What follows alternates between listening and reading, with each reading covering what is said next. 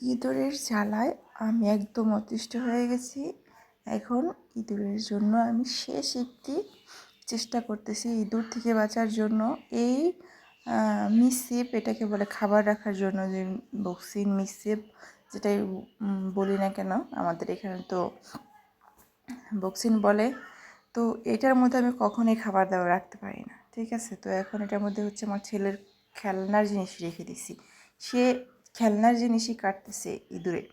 আর হচ্ছে ফোনের চার্জার যে থাকে, ফোন চার্জ দিয়ে এখানে রেখে দিই, সেই ফোনের চার্জারগুলোও কাইটে ফেলাইতেছে। তো ইঁদুরের যন্ত্রণা আমার এখন আর ভালো লাগতেছে না, তাই আমি এই জালের মধ্যে দেখি একটা ইঁদুর মানে এমনভাবে আটকাইছে যে আর ছুটতে পারে নাই, ওইখানেই শেষ হয়ে গেছে। তো ভাবলাম তাহলে এটা দিয়েই কাজ শুরু করে দিব। এই দেখেন কত সুন্দর একটি চার্জার, আমার একদম ফাস্ট চার্জার, খুব তাড়াতাড়ি চার্জ হয়ে যায়। এই চার্জারের কর্ডটায় চার্জারটা খেয়ে ফেলেছে। এরকম আরও অনেক কিছু খেয়ে নিচ্ছে এই ইঁদুর আমার, তাই আমি বাধ্যতামূলক আমি এই জালটা দিয়েছি। এটা হচ্ছে রাত্রের ভিডিওটি করেছি, রাত্রের বেলা দিয়েছি। তো সকাল পর্যন্ত দেখি কয়টা আটকায়। এটা হচ্ছে আমি দুধ চাল দিয়েছি বাচ্চাদের জন্য, একটু হালকা করে দুধ চা করবো। তো দুধের উপর অনেক সুন্দর একটি সর পড়েছে, আসলে গায়ের দুধটা খুবই ভালো। এই দুধ চাল দেওয়াতে দুধের মধ্যে মোটা করে সর পড়েছে। এখানে অনেকটা দুধ চাল দিয়েছি, এই জন্যই হচ্ছে। তারপরে হচ্ছে সকাল সকালে এইসবগুলির ভুসি দিয়ে আর হচ্ছে কুশালের গুড় দিয়ে এখানে আমি শরবত তৈরি করলাম। এই শরবতটা খেলে অনেকটা উপকার হয় সকালে খালি পেটে, তাই এই শরবতটা আমি মাঝে মধ্যেই খেয়ে থাকি। কারণ হচ্ছে আমার একটু মানে পেটের ব্যথার সমস্যা, একটু পানি কম খাইলে আমার পেটের ব্যথা শুরু হয়ে যায়।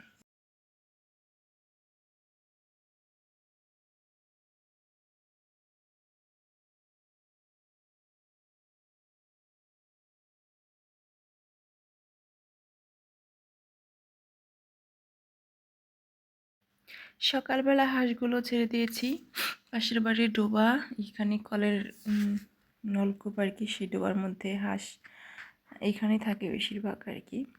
অনেক সুন্দর দেখা যেতেছে। এখানে হচ্ছে আমাদের 3-4 বাড়ির হাঁস, শুধু আমাদের একার না। তারপরে হচ্ছে আমার ছেলে বায়না ধরলো চাপড়ি খাবে। এটা হচ্ছে আমাদের মানে আমার শ্বশুরবাড়ির ময়মনসিংহ এলাকার চাপড়ি, মানে যখন বাচ্চারা হোক আর বড় মানুষ হোক, শর্টকাটে যদি কোনো খাবার খেতে চায় তাহলে এই চাপড়ি বানাইয়া সবাই খায়। তো এটা হচ্ছে চুলায় বানাইয়া তারপর আবার একটু আগুনে ছ্যাঁকা দিয়ে আনি, এটা খেতে অনেকটা ভালো লাগে আর কি অল্প সময়ের মধ্যে। তো এটা একদম প্লেটের মতো হয়েছে, এই জন্য ঘোরায় ঘোরায় দেখাইতেছি, পরিষ্কার খাতার মধ্যে নিয়ে নিছি এটা। তারপরে হচ্ছে পোলাপানি কতক্ষণে খাবে, গরম, তারপরেও করতেছে আর কি। তারপরে হচ্ছে এখানে বানাচ্ছে কিছু জলফইয়ের আচার। তো জলফই তাড়াহুড়ো করে আচার বানাইতেছিলাম, আমার ছেলে বায়না ধরছে জলফইয়ের আচার খাবে, এই জন্য হচ্ছে ফুল ভিডিওটা তুলতে পারি নাই। যাই হোক, তাও শেষটা একটু তুলে ধরছি। সব ময় মশলা দেওয়ার পরে শেষের দিকে একটু চিনি ব্যবহার করতেছি।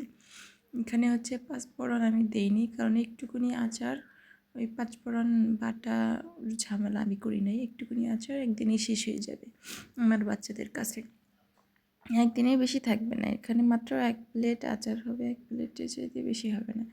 আমার বাচ্চারা হচ্ছে আচার খেতে খুবই পছন্দ করে, আচার হলে তাদের আর কিচ্ছু লাগে না, তাই তাদের জন্য মাঝে মধ্যে একটু আচার বানাই। জলফইয়ের সময়, এখন শীতের সময়, এই সময় জলফইয়ের সিজন, এই সময় সবসময় জলফইয়ের আচার করে দিই।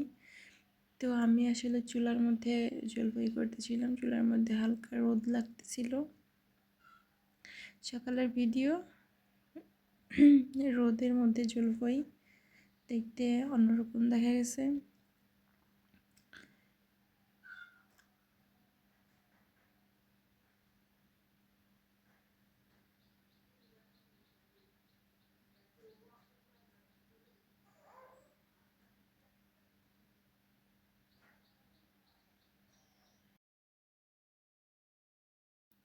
জলপাই হয়ে গেছে, প্লেটে নামাই নিলাম। বললাম না 1 প্লেটের বেশি হবে না, তো 1 প্লেটই হয়েছে জলপাইয়ের আচার, বেশি হয় নাই।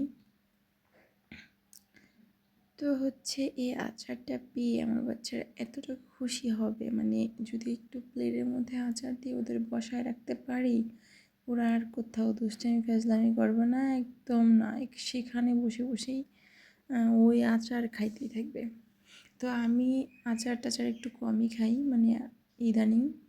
আগে তো প্রচুর আচার খাইতাম, তো বয়সের সাথে সাথে সব কিছুই পরিবর্তন হয়ে যায়।